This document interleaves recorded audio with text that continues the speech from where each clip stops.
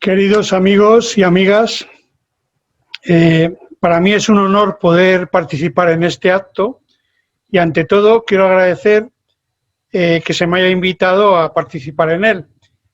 Obviamente para mí es un honor participar en cualquier actividad que se haga en Cuba, país al que admiro profundamente, al que le debo un montón de formación e información y experiencias maravillosas, y más aún participar en algo relacionado con la Universidad de Ciencias Médicas de Guantánamo, institución con la que tengo tremendos vínculos, grandes amistades y un cariño especial por todas las circunstancias que me han envuelto el desarrollo de mi vida en los últimos años.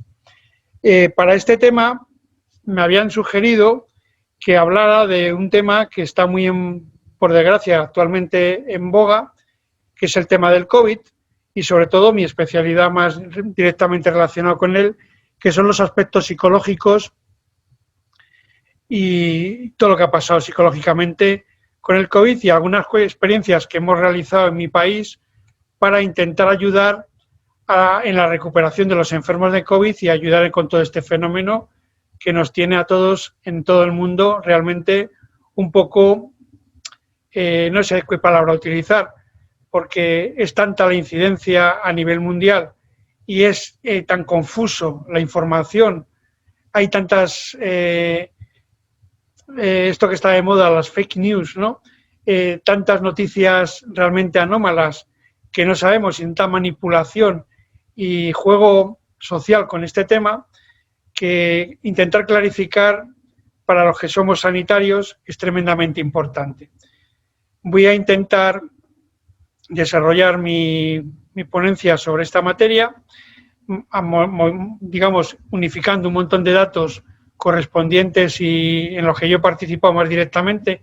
Me gusta hablar de lo que yo domino y he controlado fundamentalmente, pero quiero hacer un hincapié previo de dar mi agradecimiento a la Universidad de Ciencias Médicas de Guantánamo, especialmente a su magnífica rectora, la profesora Alice Cantalapiedra, obviamente a mi gran amiga y colaboradora científica, que hemos hecho muchas actividades conjuntas ya en estos años, que es la profesora Anselma Betancourt, a otro compañero de vuestra universidad con el que tengo un gran afecto y también muchas colaboraciones, que es Humberto Jodelín, y obviamente una especial consideración a Kasuyori y a Sheila, que son las que realmente han invertido mucho tiempo y su influencia para que yo estuviera aquí, y se lo agradezco especialmente el honor que me habéis concedido de poder participar en este acto.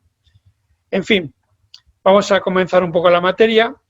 Pues curiosamente, cuando se destapó toda la situación del COVID, yo estaba en Cuba, en un congreso médico en La Habana, y bueno, me pilló ahí el gran disloque de la situación. Cuando en mi país se ponía la cuestión tremendamente fastidiada, e incluso cerraron fronteras y no se podía volver, pues yo estuve en esa tesitura, estuve unos cuantos días con bastante preocupación porque no sabía qué iba a pasar, si podía regresar a mi país y cuando regresara podía entrar, un montón de cuestiones. Me pilló en Cuba y yo, sinceramente, en Cuba me sentía tremendamente seguro. O sea, yo sabía que el problema que había, la incidencia que teníamos, pero no estaba preocupado, me sentía muy tranquilo porque realmente, al contrario de lo que nos pasó en Europa, que nos ha pillado mucho por sorpresa, yo cuando estaba en Cuba empecé a ver folletos, papeles de cómo lavarse las manos, un montón de información que se daba a la población y incluso, pues cuando yo entré a Cuba en aquel momento, a mí me preguntaron en el aeropuerto que si había estado en Italia. Digo, pues hay que fastidiarse, qué pregunta más tonta, porque como en Europa hay libre circulación por un convenio que se llama Schengen, que podemos pasar fronteras sin enseñar el pasaporte, yo puedo ir a Francia, Italia, Alemania, con mi carnet de identidad normal del país, no tengo que necesitar usar el pasaporte. Digo, pues es que además no hay forma de comprobar si está en Italia realmente, porque a mí no me ponen sellos, igual que en Cuba, si me ponen un sello al entrar, porque yo soy ciudadano europeo, pues obviamente cuando yo me desplazo en Europa es como cuando vosotros desplazáis de La Habana pues a cualquier lugar cercano, pues no os pone ningún sello en ningún sitio. Pues a mí me pasa lo mismo, digo, bueno, esta pregunta pues depende de mi sinceridad. Pero claro, yo no me di cuenta de que había aparatos que me grababan la temperatura y cuestiones de estas, cosa que en mi país en ese momento no estaba ese despliegue. De hecho, me llamó la atención y me hizo gracia y me dio preocupación que cuando volví por fin, conseguí coger el vuelo para llegar a Madrid, pues yo iba muy preocupado y vamos a ver qué pasa en Madrid ahora al entrar, si me van a dejar entrar, qué prueba van a hacer, o tal, y a ver si voy a poder ir a mi casa ahora dentro de un rato. Y cuando llego al aeropuerto de Madrid, pues fue como bajarte de un autobús. Cogimos, salimos todos tranquilamente y encima fue la vez más tranquila y más rápida de salir porque no había ni control sanitario ni control policial. Así estaba mi país. Digo, bueno, pues si está Barajas así, el aeropuerto internacional más importante de España y uno de los más importantes de Europa y del mundo, pues vaya, ¿cómo está la cuestión? Nos están dando cuenta que esto es tremendamente preocupante y había que controlar. Y sin embargo, en Cuba vi una actitud sanitaria y científica que nada tenía que ver con lo que yo vi en España ni con lo que nos ha pasado en Europa realmente. Con lo cual hay que felicitar a vuestro país nuevamente porque en temas médicos y sanitarios, desde luego, sois una referencia internacional, sin duda, y a veces me da vergüenza incluso hablar de estas cosas en Cuba, porque es que yo en Cuba vengo a aprender realmente y todo lo que veo aquí me da un gran aprendizaje. Yo sé que puedo aportar cosas, obviamente, pero a veces digo, ¿pero quién soy yo para hablar en Cuba de nada? Si es que aquí hay unos profesionales que es tremendo, ¿no? Con lo cual, pues bueno, voy a intentar transmitiros algo de lo que yo he conocido y he investigado y he participado para que tengáis estas nociones por si son de utilidad, sobre todo para reflexión y, bueno, pues para cuestiones de compartir conocimientos. En fin, obviamente, uno de los grandes problemas que ha tenido este virus del COVID es cómo nos ha afectado a nivel social y a nivel personal. En todos los países hemos tenido que pasar una serie de cuestiones que se llaman confinamientos, que nos han alterado la vida diaria habitual que teníamos y las costumbres totalmente. El hecho de tener que habernos, en mi país, hemos tenido que pasar algunas temporadas largas en casa, que no podíamos salir a la calle prácticamente para cuestiones que no fueran de una urgencia extrema y hemos tenido que estar aislados, sin contacto familiar, sin contacto con amigos, sin hacer las actividades que habitualmente hacíamos. De hecho, yo que soy profesor universitario, pues todavía, aunque he tenido un periodo de clases presenciales, como la cosa se volvió a agudizar, pues prácticamente llevo el 80% del trabajo que estoy haciendo es como esta conferencia, por vía virtual, online, y todas las clases que doy, todas las tutorías que mantengo con los alumnos son online, o sea que no tengo prácticamente actividad presencial ninguna, todo lo hago desde, en este momento, pues de una habitación desde mi casa y a tomar por vientos, o sea que no tengo contacto ninguno. Esto, pues bueno, para gente que estamos con una estabilidad emocional y una situación, pues, estable, pues bueno, pues nos produce, obviamente, ciertas problemáticas y ciertas incomodidades, pero por suerte nos mantenemos, ¿no? Pero hay mucha población que, lamentablemente, el hecho de no poder salir de su casa, no poder ver a sus familiares, a sus amigos, no hacer las actividades habituales que hacía tanto de trabajo como ocio, le han planteado muchos problemas. Hay mucha inseguridad en algunos sectores de la población con su trabajo, porque el trabajo depende de unos factores económicos que con la pandemia también se han alterado totalmente. En todos los países del mundo ha habido un montón de gente que se ha arruinado, que ha tenido que cerrar negocios, que ha tenido pérdidas tremendas a nivel económico, con lo que eso supone también para las emociones y el psiquismo, ¿no? De pasar de una situación vital que podía ser cómoda, estable y relajada a una situación de incertidumbre, que es uno de los grandes elementos que afecta a la conducta humana. Y todo esto está aquí en este periodo. Obviamente, en la historia de la humanidad ha habido muchas epidemias, pandemias, llamémoslo como queramos. En las épocas antiguas todos conocemos los fenómenos de la peste y estas circunstancias que existían. En la época más moderna, pues también hemos tenido algunos casos, ¿no? Como el del ébola, aquel problema que hubo también con un problema que tuvimos por lo menos en Europa, con las vacas locas y esos temas de ciertas contaminaciones de la carne que producían efectos neurológicos importantes y que también supusieron un susto social fuerte. En mi país también hubo un escándalo con una alteración y manipulación de aceites, el fenómeno de la colza, que produjo un montón de problemáticas que a día de hoy todavía no están resueltas. Pero bueno, una situación de este tipo a nivel internacional que ha producido este daño, este famoso virus que teóricamente surgió en Wuhan, en China, que se ha transmitido por todo el mundo y sigue transmitiéndose con nuevas cepas, nuevas variedades, pues nos ha trastocado completamente. Y esto obviamente ha producido una serie de fenómenos psicológicos muy importantes en los cuales yo por lo menos he podido investigar, estudiar e incidir. Por fortuna he dirigido 2 tesis al respecto para analizar cómo el COVID ha afectado a diferentes colectivos, incluso por la situación, los temas que me muevo, he dirigido una tesis en la cual hemos visto en qué medida ha afectado el COVID a actores profesionales, a artistas de las artes escénicas y hemos podido comparar esto con población normal. Luego, por otro lado, yo también he dirigido con mi equipo de investigación algunas cuestiones que pusimos en marcha incluso 24 horas antes de que se produjera el confinamiento. Y hemos estado midiendo factores y cuestiones concretas. Uno de los sectores de población más afectados con esta problemática, como me imagino que también ha pasado en vuestro país, es la gente mayor. La gente mayor tiene unas características concretas y si encima tienen algún tipo de prejuicios, de problemáticas de tipo cognitivo, de tipo fisiológico, pues esto les ha alterado bastante, aparte de su situación social, pues dependiendo de las circunstancias ha sido tremendo, ¿no? Porque para mucha de esta gente el no poder recibir visitas, no poder recibir a familiares y estar completamente aislado ha sido tremendo, ¿no? Y todas las consecuencias que eso ha traído para la población normal, ¿no? Porque por desgracia, en mi país esto ha sido un fenómeno tremendamente doloroso y que va a costar muchos años superar. Mucha gente que estaba en instituciones que se dedican al campo geriátrico, las famosas residencias, que es una cuestión cada vez más abundante, porque obviamente el mundo está cambiando, la sociedad está cambiando, las circunstancias económicas, laborales e incluso las personalidades, la situación afectiva de las personas también está cambiando. Antiguamente los mayores eran gente importante, estaban integradas en la familia y los nietos se criaban con sus abuelos, los tenían cerca y siempre había un cuidado de la descendencia sobre la ascendencia, cosa que actualmente por las situaciones económicas y las nuevas cuestiones a las que nos somete el sistema y sobre todo en los países capitalistas, pues muchas veces los ancianos son un sector que realmente son una molestia para la sociedad. Y entonces muchas veces se les recluye en residencias por necesidad o sin necesidad, porque así pues no son un estorbo para la acción diaria.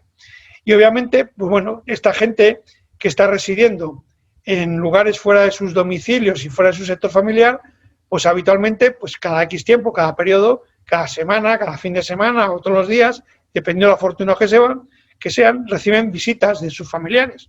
Con esto del COVID, pues obviamente, como las residencias de ancianos han sido uno de los focos más importantes de contagio y de situaciones extremas de la pandemia, pues se prohibió las visitas, la entrada a estos centros y ha habido un montón de fenómenos que psicológicamente van a pasar una factura muy grande, porque mucha gente no ha podido despedirse de sus padres. Han muerto en la residencia totalmente aislados del contacto y de la posible visita de sus familiares y no han sido testigos de los últimos momentos de sus padres. Y aparte ha habido una situación tan alarmante porque esto ha desbordado a todos los sectores de la sociedad e incluso a las funerarias. No había ataúdes bastantes para enterrar a tanta gente. Había colas en los entierros y con esto del COVID encima había unas normas muy restrictivas de forma que solo podían asistir al entierro un número muy pequeñito de personas allegadas que el caso es que no ha habido despedidas lógicas. Un duelo necesita una serie de procesos psicológicos y sociales que se tienen que ir produciendo, pero lamentablemente esto no ha sido así y de hecho mucha gente no ha visto a sus familiares, simplemente han recibido un féretro que lo han llevado al cementerio en un pequeño comité, sin la familia total de apoyo, ni sin amigos de apoyo, ni sin ningún tipo de situación. Y ese anonimato, y es incluso, mucha gente no sabe si ha enterrado a sus padres realmente, o lo que han enterrado no saben de quién es, porque incluso en este tema se han descubierto también confusiones de que en ciertos féretros no iba la persona que teóricamente tenía que ir. Bueno, ha sido un caos. Y todo ese caos lo que ha generado es una situación psicológica general bastante fastidiada, ¿no? Y pues todas estas situaciones han llevado a este conflicto y a un montón de problemáticas que obviamente el factor que estamos viviendo en la actualidad es muy importante y ha sido muy lamentable. Pero es probable que el estrés postraumático que este factor ha generado y está generando salga a la luz dentro de 3, 6 meses, 1 año, 2 años, y ese estrés postraumático va a ser el que también va a continuar, aunque tuviéramos las mañanas la solución total de la pandemia, las vacunas se extendieran totalmente y el tema se controlara, todas estas situaciones que se han vivido, que han sido inesperadas y no han podido ser suficientemente desarrolladas ni elaboradas por nuestras emociones ni nuestra psique, van a tener unas consecuencias tremendas. A este nivel, pues, esto que os comentaba de que a mí me pilló el punto álgido de la pandemia en Cuba y toda la experiencia que tuve que vivir, que por suerte pude ver cómo se estaban desarrollando los temas en Cuba y en mi país, al llegar, pues las situaciones, cómo se fueron ejerciendo, pues han destapado muchas problemáticas que tenemos en todos los países, ¿no? Quizá en mi país, pues lamentablemente, estamos en el periodo más oscuro de la democracia que yo conozco, porque tenemos un gobierno que no está a la altura de las circunstancias y por culpa de la pandemia se han destapado muchas cuestiones que tendrán sus consecuencias políticas en las futuras elecciones y están teniendo consecuencias económicas, sociales, psicológicas muy importantes en todos los ciudadanos del país. Concretamente, pues han destapado muchas chapuzas, porque lo que no puede ser es que lo que ocurre en países capitalistas es que muchas veces no hay una justicia real ni hay unas cuestiones concretas. Y hemos descubierto cosas lamentables como que nuestro ministro de Sanidad no tenía nada que ver con la sanidad. Con todo el respeto, era de otra disciplina, que era la filosofía, pero claro, un filósofo dirigiendo la sanidad, pues obviamente no es la persona más adecuada. Para estar en sanidad y ser ministro de Sanidad, se supone que uno tiene que tener altos conocimientos sanitarios. Tiene que saber de fármacos, tiene que saber de especialidades médicas, no tiene que ser un experto en epidemiología, obviamente. Lo que tiene que saber es gestionar las cuestiones sanitarias. Y si hemos estado en manos de una persona que no tiene nada que ver con la sanidad, pues, en fin, es para llorar. Y efectivamente eso ha provocado grandes problemas. Y también ha favorecido a muchos depredadores que han hecho una gran fortuna con esta desgracia. Ha habido en todos los países que importar materiales para la cobertura sanitaria del COVID. Las mascarillas, los geles que no había suficientes, un montón de cuestiones por ahí. Ahora estamos con el tema vacunas.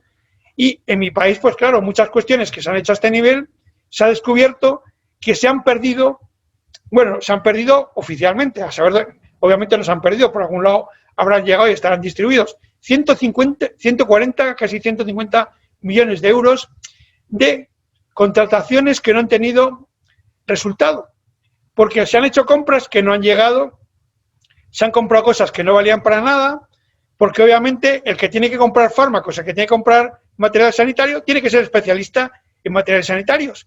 Y obviamente la persona que ha dirigido estas cuestiones, pues mandó la responsabilidad a gente que se dedicaba a cosméticos, a textil, a alcohol, pero no al sector sanitario propiamente dicho. Con lo cual han estado manejando temas comerciales con unos presupuestos inmensos, gente que no sabía nada del tema sanitario. Eso obviamente se sospecha que ha habido corrupción. Me imagino que algunas personas no han hecho corrupción y han sido muy honestas, pero claro, como no eran del sector, pues no han sabido dirigir ni gestionar el tema. Otras, pues sí que a lo mejor han hecho ahí sus negocios extraños y han favorecido a empresas y a sectores concretos que no tienen parangón, pero es la circunstancia. Luego también, en mi país hay grandes científicos, sin duda, ¿no? Y concretamente a nivel epidemiológico hay grandes especialistas de talla internacional reconocida que están trabajando en las universidades más importantes del mundo y han tenido responsabilidades en la OMS y en las principales organizaciones médicas internacionales. Ninguno de estos ha estado presente en los temas científicos de la pandemia española, porque nuestro gobierno no ha tenido un comité científico de verdad adecuado, ha tenido un comité político y todas las medidas que se han tomado en España, en muchos sentidos, no han obedecido una política científica adecuada, han obedecido pues a muchos intereses al margen. No voy a hacer aquí una crítica política porque no es el lugar y además no quiero que me corten el cuello en un momento dado. Pero digamos que dejo ahí el tema. Al buen entendedor no hace falta explicar más, pero hemos tenido un desastre ubicativo. Y, en fin, concretamente, uno de los principales responsables de la pandemia realmente es licenciado en medicina, pero es un médico que nunca ha ejercido la medicina, nunca ha estado colegiado y nunca ha tenido ninguna función importante médica, porque obviamente estudió medicina porque su padre familiarmente era un médico muy importante y la vio estudiar, pues bueno, pues por influencia familiar, por lo que fuera, pero a él, por lo que se ve, está claro, no le importa la medicina, pero claro, como tiene que vivir de algo, luego por cuestiones políticas fue un alto cargo y como alto cargo al final acabó de jefe de la pandemia en España. Pero habiendo gente con una especialización clarísima, no está ejerciendo funciones. Y este señor, pues obviamente, ha obedecido a todos los criterios políticos más que a los criterios realmente científicos y sanitarios que había que hacer. Y luego estas cuestiones de las pugnas políticas. En la Comunidad de Madrid, que es donde yo vivo y desarrollo mi actividad, tenemos un sistema político que es diferente al sistema global que dirige el país. Y esto ha causado un montón de fricciones y problemáticas que estamos todos despistados de cuál es la realidad, cuál no es. Lo cierto es que Madrid se ha gestionado bastante bien, ha sido un ejemplo internacional las medidas que se han tomado, se han trasladado y se han exportado a otros países por la eficacia que han tenido, en contra de los criterios gubernamentales globales. No voy a entrar tampoco en esa polémica porque, en fin, esto a todos nos tiene aquí enloquecidos. Y a vosotros, pues bueno, no es una cuestión importante, simplemente es que para que haya una buena dirección política tiene que haber, pues, una claridad de todo tipo. Y es muy importante que los políticos escuchen a los científicos y a los sanitarios. Y eso, en casi todos los países del mundo, pues a veces no nos escuchan. Es una realidad que tenemos porque a veces la ciencia, la sanidad no está en el justo sitio que tiene que estar. Por suerte en vuestro país, por lo que yo he visto y observado en todos estos años que tengo de conocimiento, la medicina es un sector importantísimo, que es un ejemplo internacional, la capacidad y calidad que tenéis en un montón de cuestiones, y por lo menos hay criterios a veces más racionales. Yo no digo que no haya también problemas, pero vamos, tampoco voy a entrar porque yo ni soy cubano ni conozco profundamente Cuba a esos niveles. Obviamente, por lo que escucho, por cuestiones que veo, pues yo también veo que en todos los sitios juecen habas, ¿no? Pero lo lleváis muy bien y sois un ejemplo a nivel mundial de las cuestiones sanitarias y médicas, no solo por la parte científica y sanitaria, sino por vuestra personalidad, vuestra solidaridad y todas las grandes cosas que tenéis los cubanos y la gran empatía que tenéis, que es una de las bases de por qué vuestra medicina es tan eficaz y maravillosa. En fin, bueno, pues dentro de todas estas cuestiones, perdonad que como estoy solo yo controlando todos los factores, tengo aquí un problema ahora mismo técnico, nos va a ser la...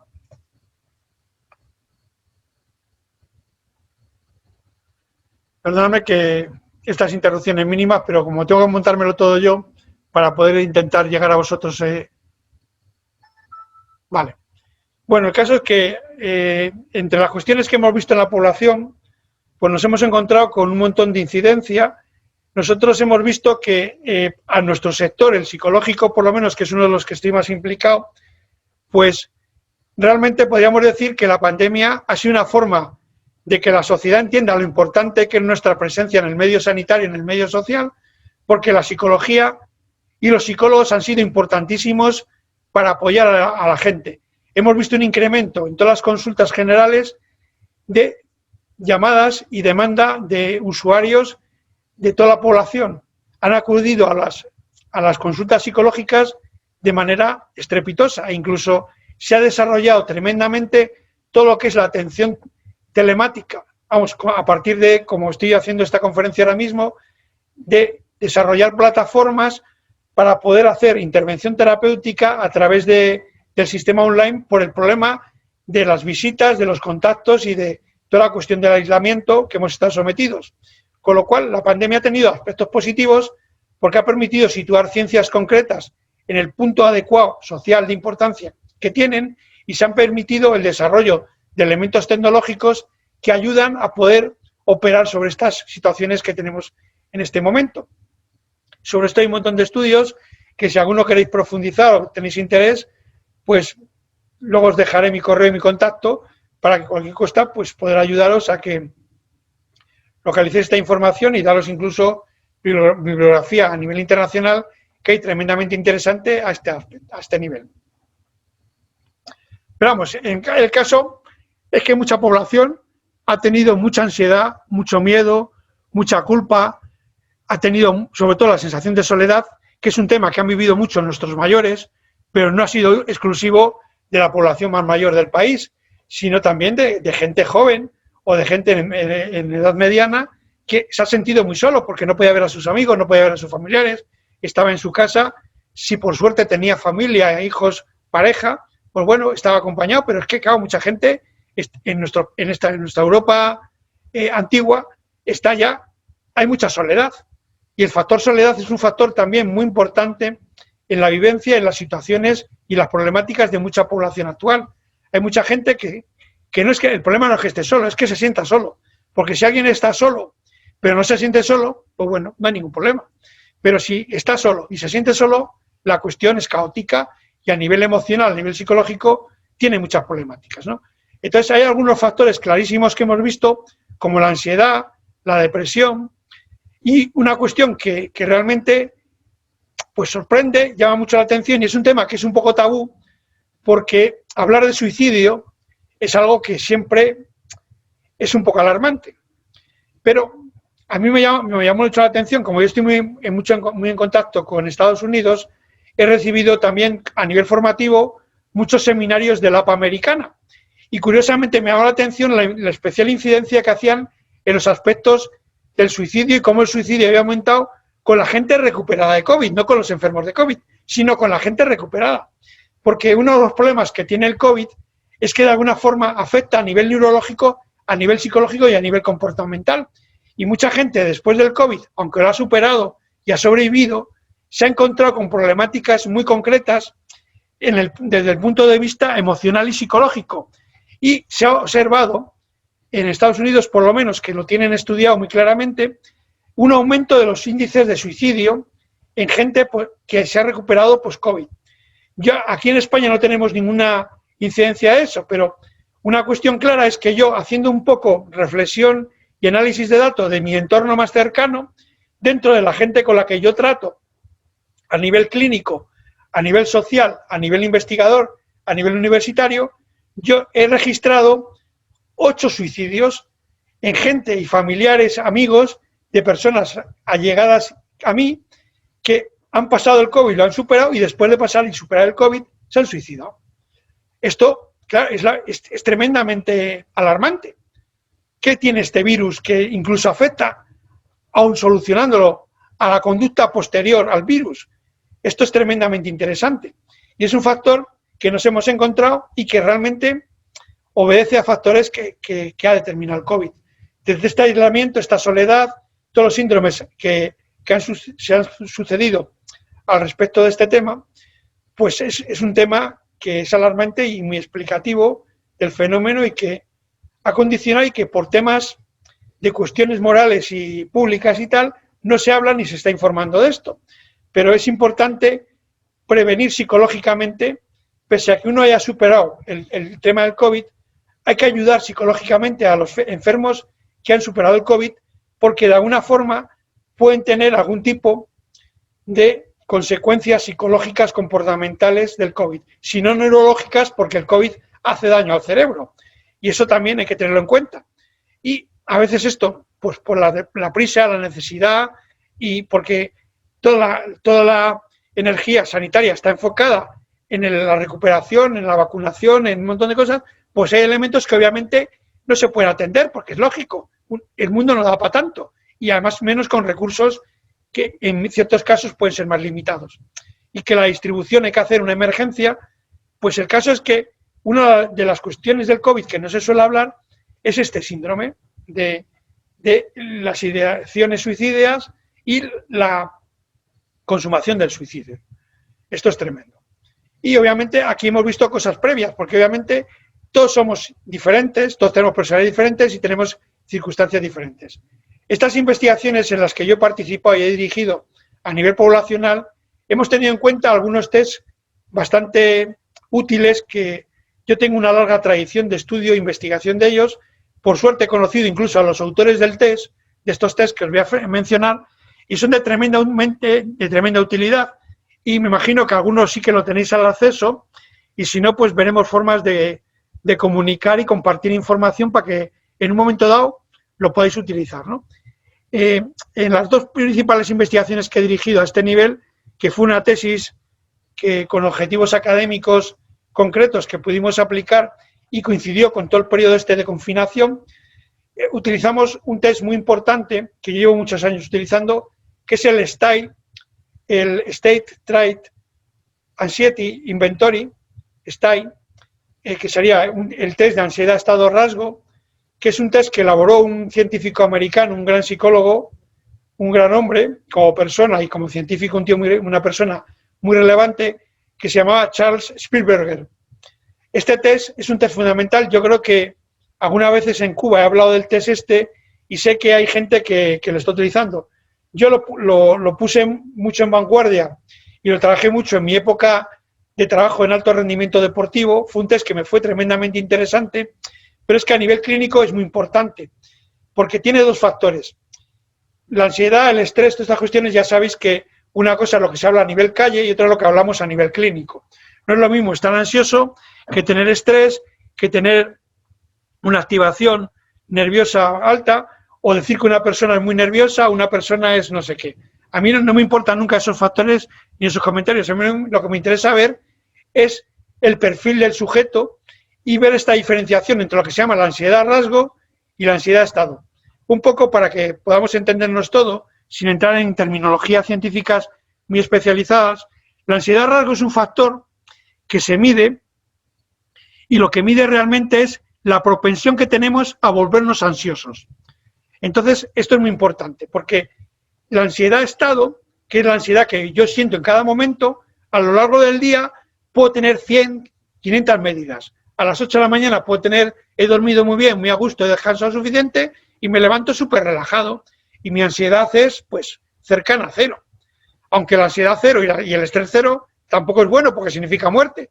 Eso tan bueno, pero bueno, sin entrar en esa cuestión, que lo digo un poco irónicamente, lo importante es que a lo mejor a las 8 de la mañana todos tenemos un nivel de ansiedad X. Ahora, de pronto nos entretenemos en casa, tenemos que ir a trabajar y vamos corriendo. Esa carrera y esa presura para llegar, porque llegamos tarde, pues nos incrementa la ansiedad.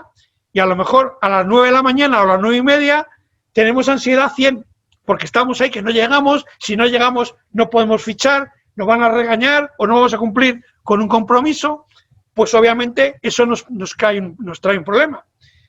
Y digamos que luego a las 3 de la tarde tengo una comida con un amigo, me lo paso muy bien, tengo una conversación estupenda y encima, pues no sé, tomo una comida muy agradable, un postre muy agradable y pues ya sabemos, las hormonas se disparan, me sube la serotonina, el tal, y estoy plácido, tranquilísimo, contento, súper relajado, de buen humor, me hago una medida y a lo mejor la ansiedad que tengo en ese momento es de 10 sobre 100, o sea, la tengo bajísima.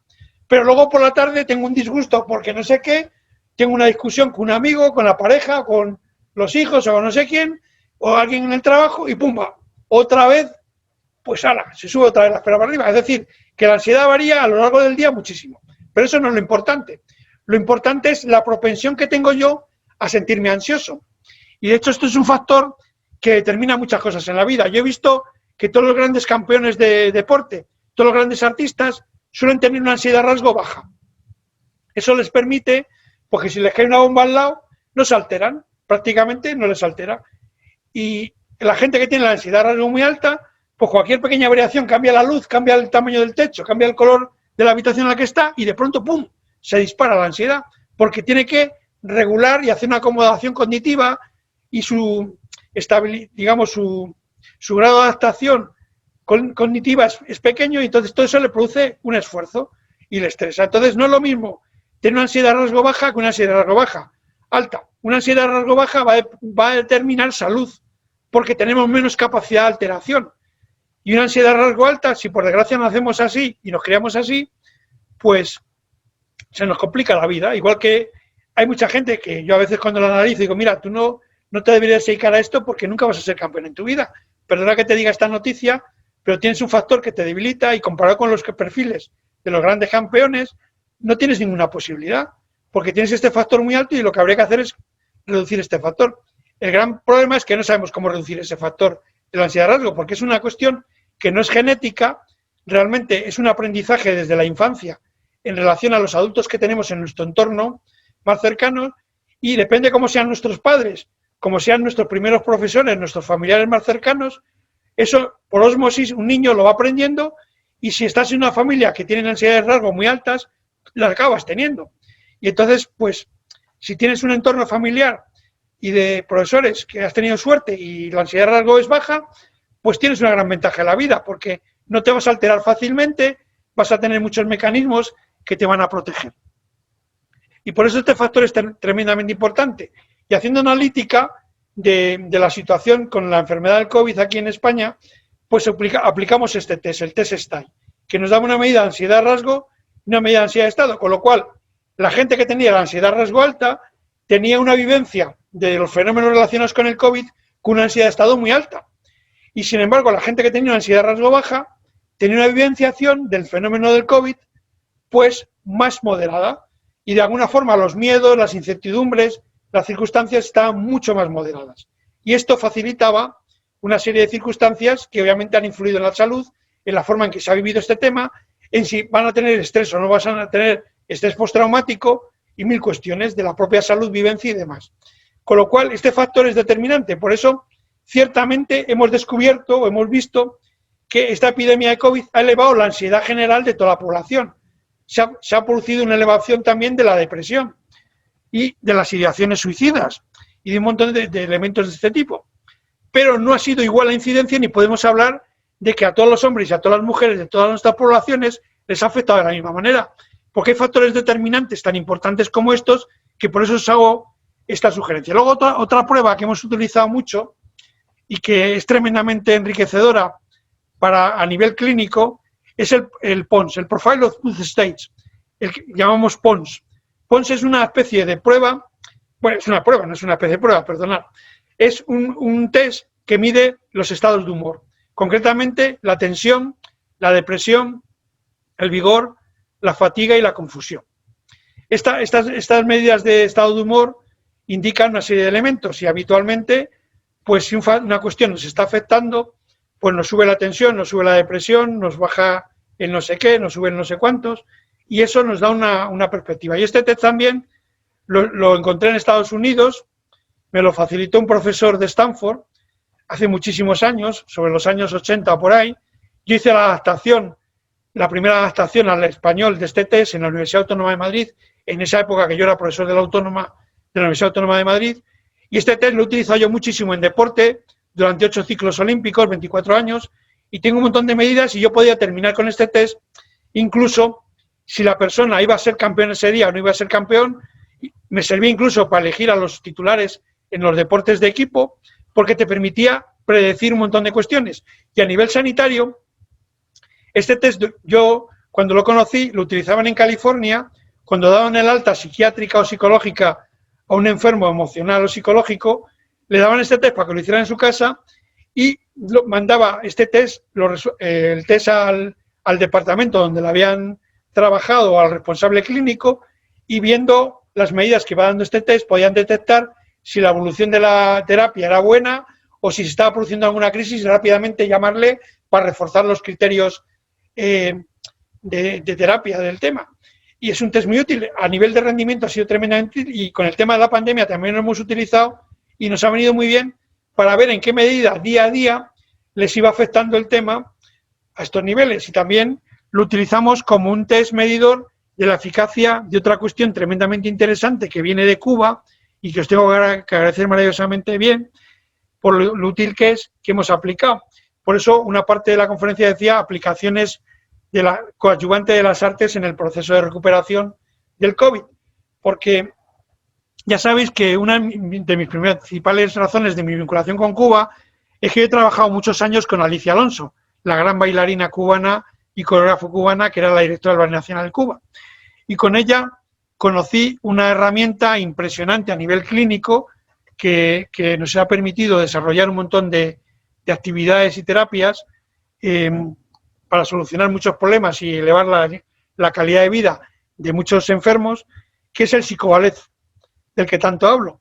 Hablo de él y lo admiro olímpicamente porque es algo maravilloso y obviamente la idea surgió en Cuba, fue un desarrollo que realizó la famosa Alicia Alonso, la directora del Ballet de Cuba, el prestigioso, que todos conoceréis, doctor Eduardo Bernabé Ordaz, que era director del psiquiátrico de La Habana, y una psicóloga muy prestigiosa cubana, que es Georgina Fariñas. Ellos elaboraron esta maravillosa terapia, que era aplicar las características de la danza clásica al mundo de la terapia. Concretamente empezaron las primeras experiencias en el psiquiátrico de La Habana con unos resultados interesantísimos a nivel de los enfermos psiquiátricos y de personas con diversidad funcional. Esos primeros trabajos que se hicieron en el psiquiátrico de La Habana, en un hospital que ahora no me acuerdo, sí, se llamaba Balí, que era un hospital de intervención infantil que también está en La Habana, pues se vieron un montón de efectos interesantísimos. Esta terapia que iniciaron en los años 70, Alicia Alonso, el doctor Ordaz y Georgina Fariñas, al final, en el año 1984, fue reconocida por la UNESCO como una gran aportación cubana al mundo de la terapia desde las artes, después de estudiar un dossier de más de 29.000 casos tratados con alta eficacia. Con lo cual, eso situó a Cuba en el epicentro de las actividades artísticas como coadyuvante en tratamientos clínicos y médicos. Y de hecho, hoy en día sigue siendo una labor tremendamente importante que se sigue haciendo con resultados estupendos. Y nosotros decidimos aplicar esta función con enfermos de COVID. Sobre todo mayores, lo hemos utilizado con un éxito tremendo. Y ahora os explico la evolución.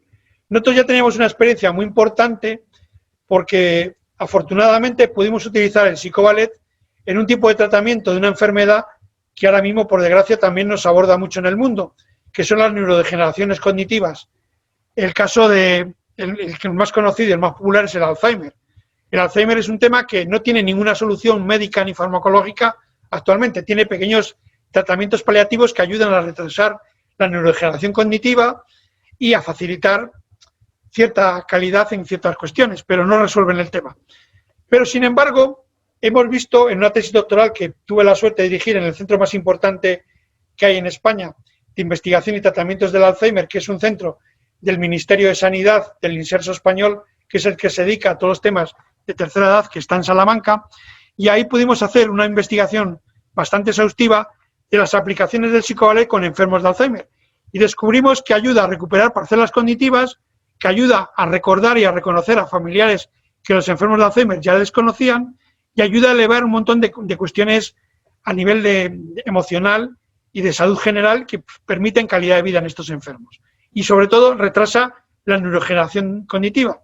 Son cuestiones que tienen una técnica que digamos que puede ser una integración de mente y cuerpo entre la psicología y la danza, lo que aporta. Y aplicamos esta técnica con un grupo, obviamente, voy a buscar los datos, que los tengo por aquí exactos, para no... porque son tantas cosas que ya no quiero meter la pata. Voy a poner un papel. Si lo aplicamos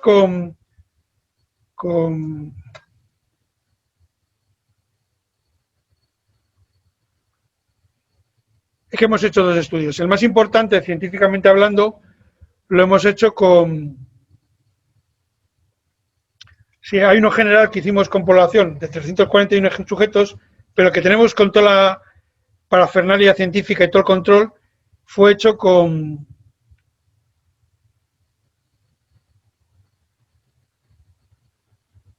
180 ancianos de edades comprendidas entre los 65 y 87 años. Participaron más mujeres que hombres, bueno, tampoco excesivamente más, pero cerca del 60% de mujeres y el 40 y tantos por ciento de hombres.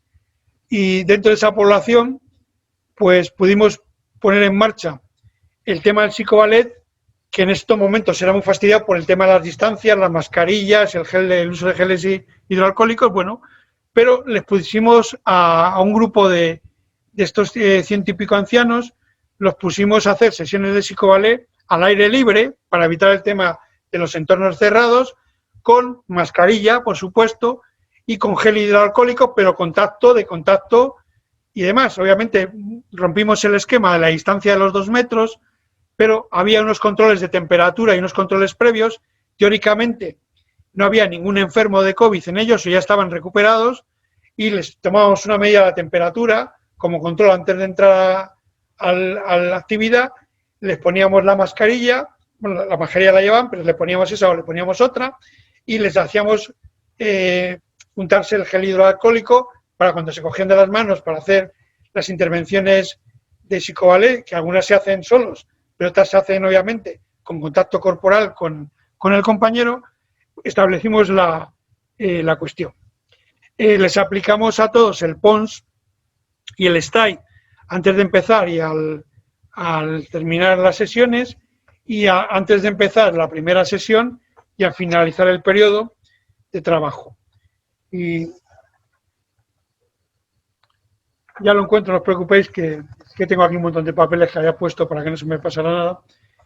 Ya les explico. Más o menos hicimos 2 sesiones semanales de psicoballet durante varios meses. Total eran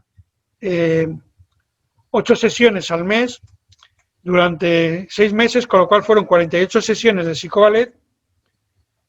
Y lo interesante de los datos es que cuando empezamos la experiencia de aplicación del psicoballet en la recuperación y calidad de vida de esta gente que en su gran mayoría habían sido enfermos post-COVID, el 82% de los participantes tenían una media en ansiedad-estado por encima del 70%, del 70 puntos, es decir, que tenían ansiedad-estado elevada. Y al término de las 48 sesiones, vimos que esa ansiedad por encima bajó al 31%, o sea que hubo una reducción del 82% al 31% tremendamente significativa en el tema de ansiedad. Las mismas reducciones se vieron en los temas, esto de ansiedad es medido con el test STAI, esto que he comentado antes de la ansiedad-estado previa y la ansiedad-estado posterior a las sesiones y a la general. O sea que el 82% de esta población de ancianos empezó con una medida general media de un orden de 70 puntos de ansiedad-estado a lo largo del día, medida estadísticamente para tener una homogeneidad de los datos de la muestra. Y al cabo de las 48 sesiones de psicoballet, solo el 31% de la muestra mantenía un perfil de ansiedad-estado del 70%. El resto había bajado a índices incluso por debajo de 40, de 30, 20, que son los que se tienen normalmente totalmente homogeneizados, normalizados. Con lo cual vimos un gran efecto en la ansiedad de estado. Y luego, respecto al PONS, vimos variaciones importantísimas en la medida de tensión, de la angustia, de la fatiga y de la confusión. Y sin embargo, vimos un ascenso del factor vigor después de las sesiones y después de todo el periodo del procedimiento de intervención con psicoballet con esta población de ancianos. Eso significa una cosa que se observa con el PONS. Hay una medida que hemos estudiado en los perfiles de los deportistas de alto rendimiento, que es lo que se llama el perfil iceberg, que es que todas las variables negativas emocionales están por debajo del nivel medio y sin embargo el vigor se pone por encima de la media. Eso significa una gran capacidad de competitividad y de alto rendimiento y también de salud. Y curiosamente en esta muestra de ancianos que participaron en esta experiencia del psicoballet cubano, se daba el hecho de que todas las medidas negativas emocionales descendían y todas las medidas y la medida de vigor ascendía, con lo cual se ve que hay un efecto positivo de la intervención artística con psicoballet en esta población. Y por eso es lo que os quería transmitir, que tenéis grandes herramientas en Cuba, como es el psicoballet y vuestra propia alta medicina para hacer un abordamiento del COVID tremendamente interesante. A nivel poblacional global no hemos hecho experiencias porque obviamente da mucho límite el hecho de la distancia social que hay que mantener y todas las protecciones y toda la cuestión que impiden esto. Nosotros, en los entornos controlados que ya nos conocen y damas que hemos trabajado, pues nos facilitaron perfectamente la actividad y obviamente después de la actividad todo el mundo se desinfectaba las manos, se desinfectaba todo con los geles hidroalcohólicos, se les volvía a controlar y ha habido un control posterior que ha visto que no ha habido ningún problema, no ha habido ningún contagio, porque obviamente la gente que participaba en las sesiones se les controlaba de alguna forma diariamente con el control de temperatura y si había alguna alteración de la temperatura, ese día se le limitaba la sesión o lo que fuera. O sea que había un control médico absoluto para las sesiones de prevención de posibles problemas. Pero el hecho de estar en conjunto, hacer el psicoballet permite comunicación, permite de alguna forma contacto, porque al bailar algunos elementos y algunas coreografías, pues entran en contacto, están no abrazados del todo, pero obviamente están, pues lo que se pasa en el baile, ¿no? Que hay contacto físico suficiente. Y ese contacto les da una riqueza que la mayoría de la gente no la ha tenido, porque con esto del COVID incluso nos vamos a volver, mucha gente se ha vuelto y ha desarrollado fobias extrañas al contacto social, al contacto con la gente, a que le toquen, a miedos y fobias al tacto, que son tremendamente determinantes del equilibrio emocional.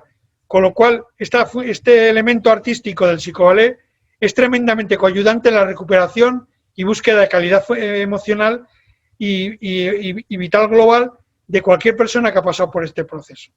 Con lo cual, utilizar la psicología como tal, como forma de control, desarrollo y utilizar técnicas específicas de la psicología para trabajar, enseñándoles técnicas cognitivas que permitan afianzar la situación personal, reducir la ansiedad, producir relajación y aumentar el dominio y autocontrol, más una acción social colectiva, que significa indirectamente una terapia de grupo que facilita espontáneamente una sesión como ese psicoballet, es tremendamente productiva, resolutiva y estupenda para el desarrollo. Bueno, esto es un poco lo que puedo transmitir de mis experiencias en España con esta situación, lo que hemos intentado hacer y demás. No quiero entrar en grandes profundidades, ni en datos estadísticos, ni un montón de cosas, porque lo importante es el mensaje de que se puede hacer cosas, se deben hacer cosas, y sobre todo este aviso importantísimo de que no hay que relajarse con la gente que ha tenido el COVID y se ha recuperado, porque aunque se ha recuperado físicamente, ya no contagia, ya no tiene problemáticas o complicaciones físicas, que sabéis mucho más que yo de todo esto por vuestras especialidades y conocimiento. Lo que sí puede tener son problemáticas psicológicas, problemáticas neurológicas y problemáticas sociales que sí van a condicionar no solo su recuperación global, sino su vida futura en muchas cuestiones. Porque estos temas del estrés postraumático que va a tener lugar por las cuestiones vividas durante el confinamiento, el aislamiento o el proceso de recuperación son tremendamente determinantes de la calidad de vida que va a tener el sujeto posteriormente. Por eso es tan importante que se tenga atención a los elementos psicológicos de estos enfermos, sin duda, y se planteen sistemas de trabajo con ellos, como puede ser las terapias artísticas o la ayuda de las artes, para conducirles a un estado de vida de más calidad, de pérdida de miedos, de evitar fobias, prevenirlas y sobre todo reconducir el estrés postraumático, que es el principal drama con el que nos vamos a encontrar una vez finalizados estos procesos y en otro periodo. Y esto es lo que os quería transmitir. Espero que os haya podido ser interesante mi aporte y mis experiencias en este elemento. Y obviamente quedo abierto para cualquier necesidad que tengáis. Sabéis que mi correo institucional es amador.cernuda@urjc.es, Universidad Rey Juan Carlos, que es donde trabajo habitualmente. Ese es mi correo electrónico. Me podéis mandar ahí cualquier cuestión, cualquier pregunta, cualquier solicitud de material que queráis o necesitéis. Y muchas gracias por vuestra atención. Ha sido una alegría poder entrar en contacto, aunque no os estoy viendo, pero bueno, espero que luego tenga alguna conexión o alguna vía de poder llegar y ver algo del Congreso en su momento. Y nada, ya nos saludaremos presencialmente en el futuro, porque bueno, para mí sois gente muy importante y estáis en mi corazón todos. Muchas gracias por vuestra atención y espero que haya sido útil este contacto. Un abrazo a todos. Buen día.